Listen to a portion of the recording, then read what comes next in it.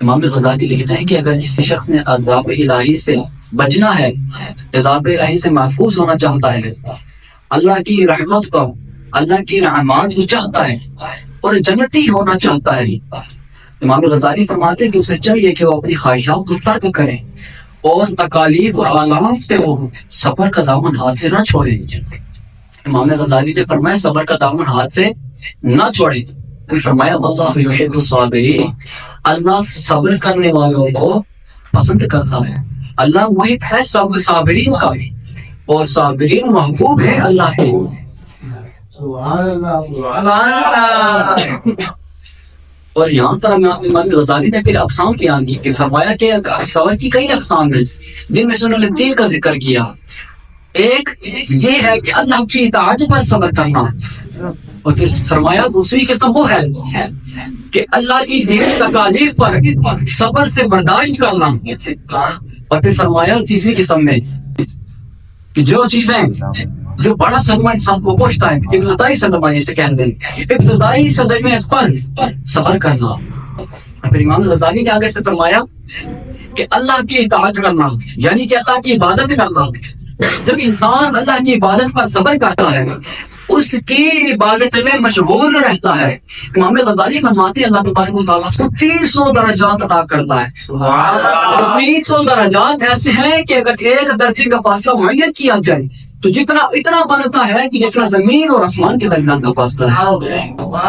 اور فرمایا پھر ساتھ ہی کہ فرمایا کہ جو دوسرا درجہ ہے یعنی کہ جو اللہ تبارک و تعالیٰ کی تنظیمی تکالیف پر صبر کرتا ہے، یعنی کہ دوسری قسم میں ارشاد میں جو حرام چیزوں سے کنارہ کش رہتا ہے، اللہ تعالیٰ نے جو چیزیں حرام کرتی ہیں ان سے کنارہ کش رہنا ہے۔ فرمایا اللہ تعالیٰ اس کو کل قیامت کے دن 600 ایسے درجات عطا کرے گا کہ جن کی وسعت اتنی ہوگی کہ اگر ساتویں زمین سے لے کر 7واں آسمان تک کو ناپا جائے تو 2 درجوں میں سے 1 درجے جتنی وسعت ہوگی۔ فرمایا کہ تیسرا وہ شخص کہ جو ابتدائی صدمے میں صبر کرتا ہے، فرمایا اللہ تعالیٰ اس کو اتنا مقام دے گا، فرمایا قیامت کے دن اس کو 700 درجات عطا کرے گا، اور فرمایا ان میں 700 درجات میں 1 درجہ ہے، اس ہر ایک درجے کی اتنی وسعت ہوگی کہ جتنی تخت سوال سے لے کے عرش اولا تک ہے، اتنی یعنی کہ وسعت ہوگی اس درجات کے اندر۔ اللہ تبارک تعالیٰ ان درجات صابرین کو عطا کرے گا، یہ صابرین کی فضیلت میں یہ ساری بات ہے۔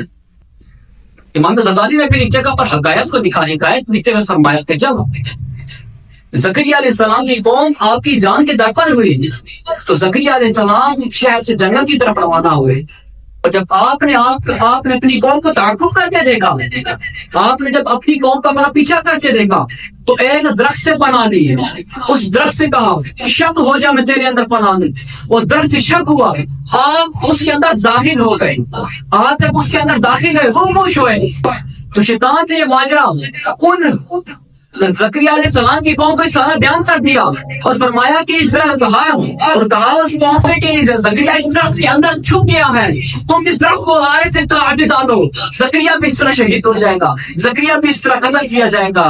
ان کی قوم زکریا علیہ السلام کی قوم نے اسی طرح کیا، آرا لیا اور اس درخت کو چیر دیا، زکریا علیہ السلام کو شہید کر دیا گیا۔ اور پھر امام غزالی نے لکھا کہ اللہ تبارک و تعالیٰ فرماتا ہے کہ جب تک بندہ، یہاں پر ایک نکتہ ہے آخر میں دیا جائے گا، جو فرمایا کہ جب تک حدیث قدسی میں اللہ تعالیٰ فرماتا ہے کہ جب تک میرا بندہ کسی مصیبت میں میرے در پہ سوالی رہتا ہے، میں اس کی دعا کو قبول کرنے سے پہلے اس کو عطا کرتا ہوں، یعنی کہ اس کی دعا میری رب کی بارگاہ میں نہیں پہنچتی، میں اس کو پہلے عطا کر دیتا ہوں اور اس کی دعا کو شرف قبولیت ہی عطا بخشتا ہوں۔ اور پھر فرمایا کہ جو بندہ میرے در سے پھر جاتا ہے، میری مخلوق کی طرف توجہ کرتا ہے، امام غزالی لکھتے ہیں کہ اللہ تبارک و تعالیٰ فرماتی ہے، حدیث قدسی ہے، اللہ تعالیٰ فرماتا ہے کہ میں اس کے اوپر آسمان کے دروازے سارے کے سارے بند کر دیتا ہوں، میں اس کے اوپر مخلوق کے دروازے چھوڑ دیتا ہوں، اپنے سارے دروازے بند کر دیتا ہوں۔ اور پھر امام غزالی نے یہاں پر لکھا کہ زکریا علیہ السلام کو جب آرے سے کاٹا گیا، آرا چلا، جب آرا دماغ تک پہنچا،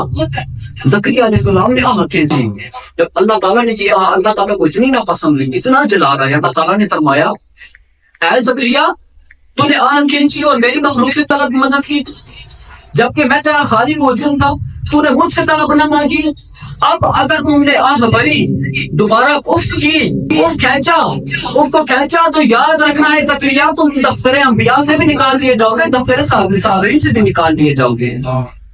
اللہ تعالیٰ نے زکریا علیہ السلام سے فرمایا کہ اب اگر تم نے دوبارہ آج کو کھینچا تو تمہیں دفتر انبیاء سے بھی نکال دوں گا، تو میں دفتر صابرین سے بھی نکال دوں گا۔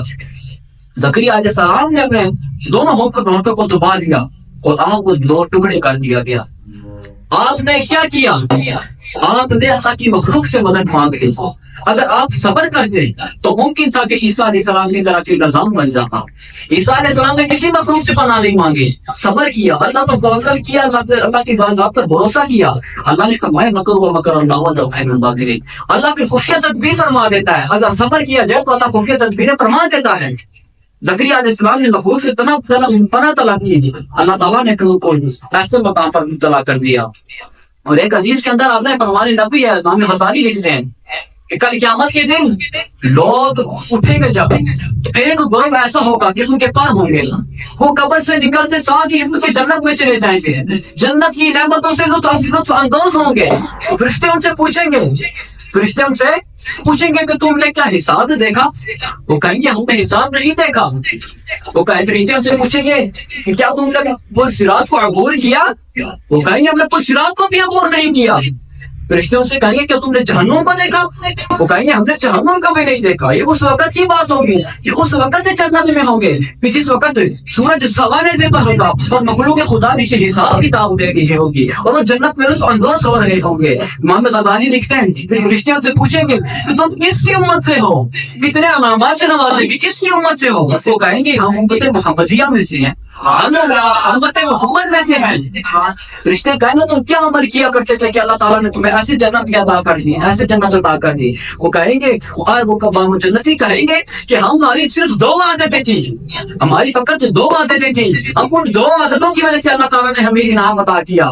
فرشتے پوچھیں گے وہ کون سی 2 عادتیں تھیں؟ وہ جنتی کہیں گے فرشتوں سے کہ دنیا میں رہتے ہوئے ہم یہ 2 عادتیں ہماری معمول میں رہا کرتی تھی۔ ایک تو یہ تھا کہ جب ہم گناہ کرتے تھے، گناہ کر کے شرمندہ ہو جایا کرتے تھے، اللہ کی پاک بارگاہ میں سجدہ پر سجود ہو کے توبہ کیا کرتے تھے، اللہ سے معافی مانگا کرتے تھے۔ ایک تو یہ وجہ تھی، اور دوسری وجہ یہ تھی کہ جب اللہ ہمیں معمولی رزق دیتا تھا تو ہم اس کی معمولی رزق پر راضی رہتے تھے، صبر کیا کرتے تھے، صبر کا علامت پکڑے رکھتے تھے۔ اللہ تعالیٰ نے ہماری ان 2 عادتوں کی وجہ سے ہمیں اتنے انعامات سے نوازا۔ عزیزانی محترم، یہ صبر ایسا موضوع ہے، انسان کو چاہیے کہ ہر تکلیف میں، ہر جگہ پر اللہ تبارک و تعالیٰ کی ذات پر توکل کر کے صبر کرے۔ جس انسان نے صبر نہ کیا، اللہ کی ذات، ہمارے ہاں کیا ہوتا ہے، اللہ کی ذات پر توکل نہیں کیا جاتا، مخلوق کے در پہ ہوتا ہے۔